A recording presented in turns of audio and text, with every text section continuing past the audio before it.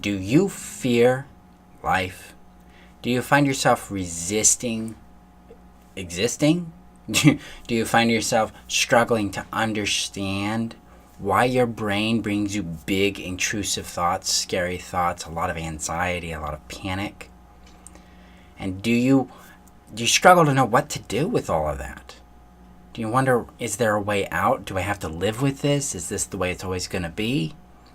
And that's what we explore in this week's Sanity Check. So, this week we're digging in on fearing life, or the fear of life.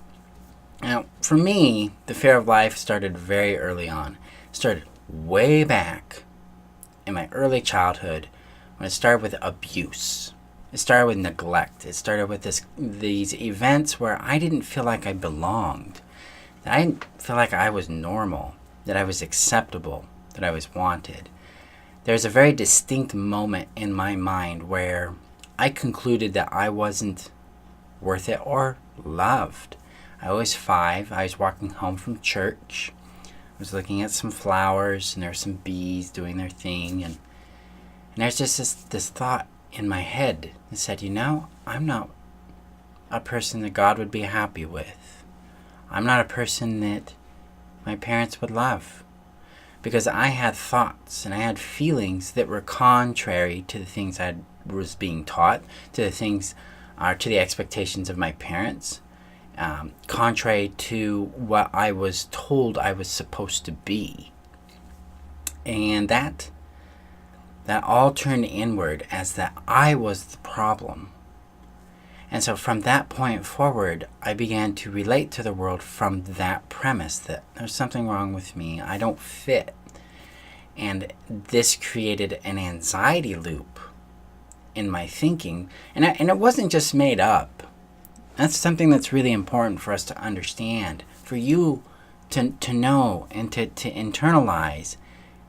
If you're dealing with something like this, you're dealing with something that you feel like an outcast, or you've dealt with neglect or abuse, you've dealt with gaslighting, with criticism and contempt for who you are, the anxiety about living is a natural product of this, and it's not our fault. It can't be our fault because we didn't know any other option. We are dependent as children on the parent and on society for helping us understand ourselves and helping us understand the world and build our own sense of definition. Little things going on there, don't I? And it's really important that we give ourselves some care, some compassion there, because it isn't who we are that was the problem. It was the bullshit, and I swear, the bullshit programming we received from our culture, from our parents, from our peers. And this is what was going on for me. I was receiving information and programming that told me I was bad. I was wrong. There was something wrong with me. And I had to change because, I didn't show up in the world the right way.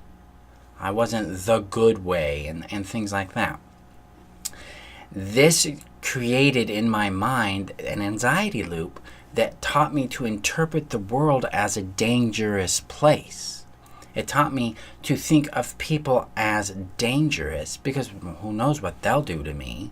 And I mean, this is coinciding with sexual abuse at the time, physical abuse, and then you get the religious programming, you get the cultural programming in there, and that really starts to shape and warp our natural sense of self, because we're getting all of this information and this experience that's very intense, very negative, and very exclusionary of who we are.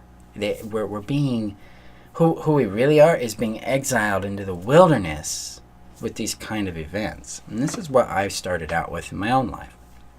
So I entered the world as I grew up and became an adult from the place that the world is a dangerous place. Life is risky. And not just in the normal sense, like, drive down the road, you could get killed in an accident. It was risky just existing for the fact of who I am. My existence is the risk. Me being me is highly risky. And it was. If I was to be me that I am now, then I would be utterly rejected. I would be criticized. I would be put into interviews and asked why I do what I do. There would be consternation, judgment, and rejection, because I don't conform to their expectations or whatever they define as their truth.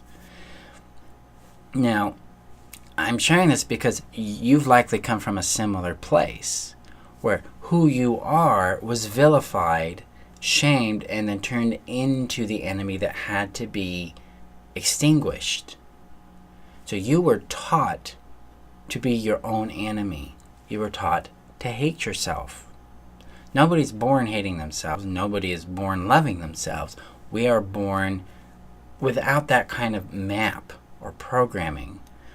And we rely on our society, our culture, our parents, our family unit to learn what that is. So we pick up their programming, and then that programming is internalized and customized according to our individual interpretations of it. And that happens through our personality, and that happens through how we remember and recall things, how we learn things, that kind of stuff. This taught us to fear life. So what do we do to get out of the fear of life? Well, there's a couple of things that happen that make us resistant.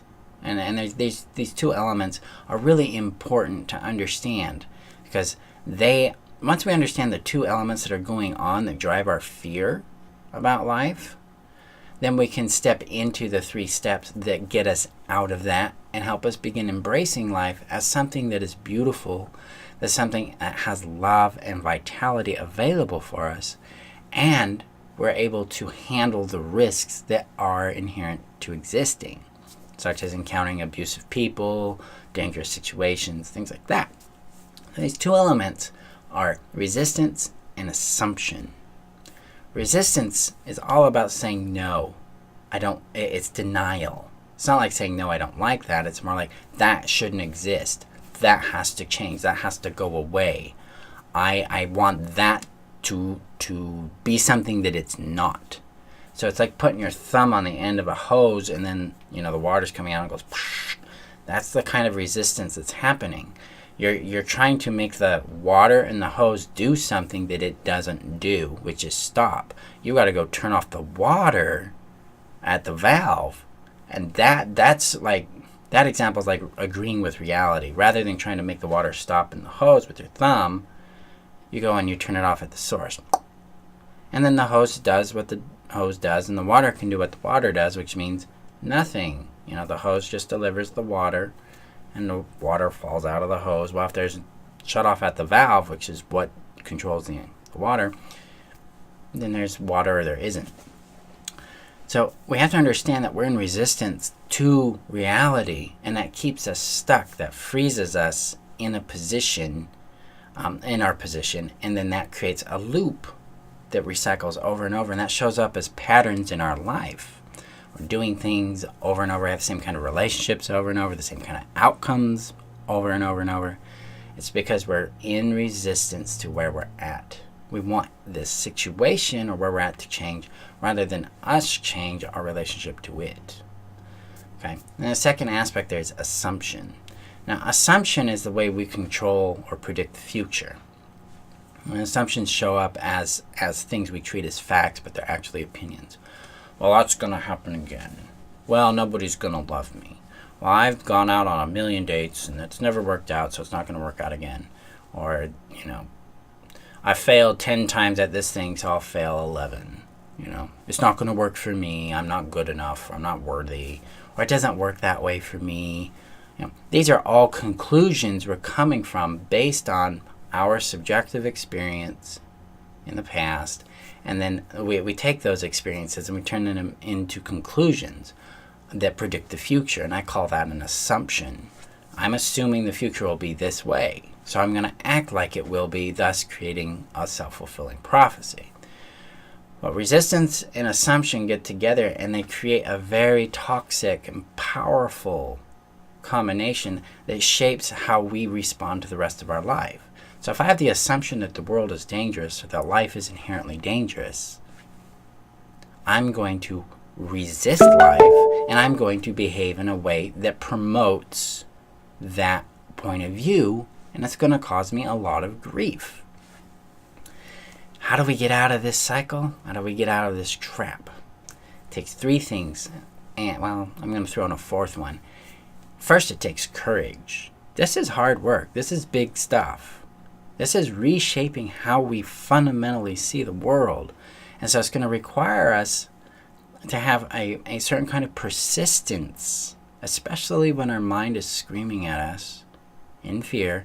It's going to require us to approach from persistence and go, I can do this. Despite what's screaming up here, I can begin to embrace this and move forward through it. Okay? So persistence. Now, here's the second one. And this is a practice you have to commit to. It's called presence or meditation. It's becoming mindful of where you're at. In the last 9.5 years of coaching that I've been doing, mindfulness has been a constant in my work, both personally and professionally. So when we become present, it allows our brain to calm down. It gets us out of anxiety, because anxiety is about the future. It's future thinking. It's what-ifing. And it brings us back into this moment. It allows us to help the nervous system regulate down.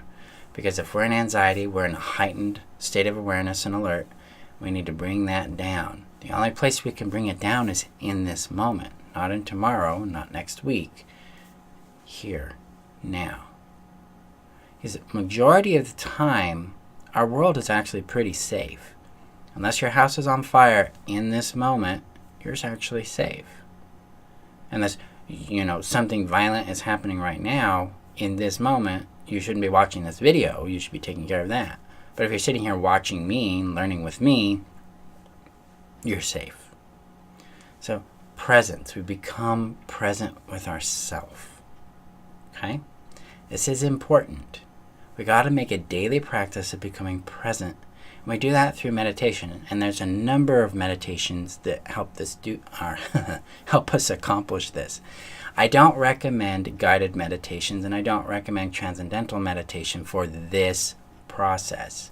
I recommend presence meditations, and that would be breath awareness, spot or wall staring, object awareness, something that takes place with a single focus. Like I've got this microphone right here. If I was going to meditate on the microphone, it would be the focus in which I return my attention to whenever I get lost in thought, feeling, or analysis. Let me just come back to that. We want to practice that 5 to 15 minutes a day, giving yourself a chance to just become present. It won't work for a little while, and it might work immediately. It doesn't matter. What matters is that you're helping your brain learn how to focus back into the present. That gives us the ability to move to number 2, which is embrace. Now, I teach a concept called flow, and that means it's a 3-step system that says understand what you're experiencing, understand what you feel, accept what you're experiencing, and accept how you feel about it, and then allow what's happening to happen, or don't interfere with it, like try to change it. And there's a context there. Typically, if the thing has already happened, you can't change it. So allow it to have happened. If it's happening and you can make an intervention on it, do that. But allow it to have happened if it's happened, and then allow your feelings to be what they are. This allows us to reach what's the stage number 4, which is called release. This is how we embrace what we're dealing with. This is how we come into contact deeper with our reality, more present with what's really happening. And we will find relief there. Now, the relief isn't going to be permanent. It can't be, because we're in flow. So relief will come in and relief will go out. Pain will come in, pain will go out. When we allow that flow to happen, we have neutralized resistance and assumption, and we begin to encounter life from the place of honesty. Because life has some danger and it has some scary things in it, but it also has beauty in it and power in it. and calmness and peace and safety in it too. So life becomes safer, and we become safer experiencing life. We become safer expressing who we are in life because we're more present with who we are.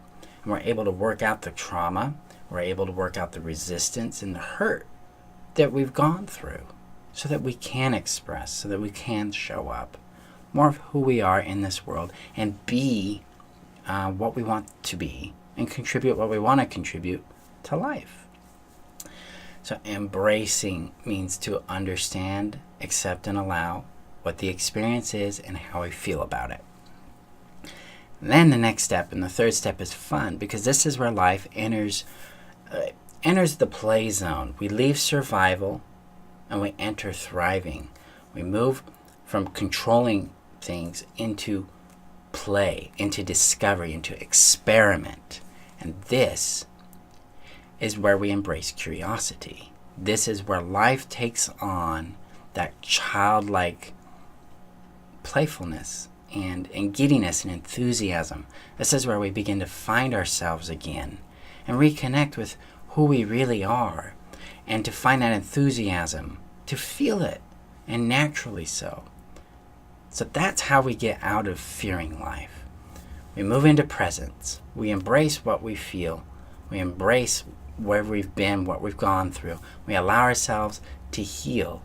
And then we embrace curiosity and playfulness. We step in and let life be what it is. And we can then have power to choose how we're going to respond to it. So this is how we make life safe again. This is how we can make it playful again. And this is where we can find ultimately deep peace and healing for ourselves. So thank you for joining me today with this week's Sanity Check. Make sure to comment below. I want to know what you think about this, what your thoughts are on it, what questions you have. And then like the video, and if you haven't, subscribe. Thank you guys. We'll see you next week. Bye-bye.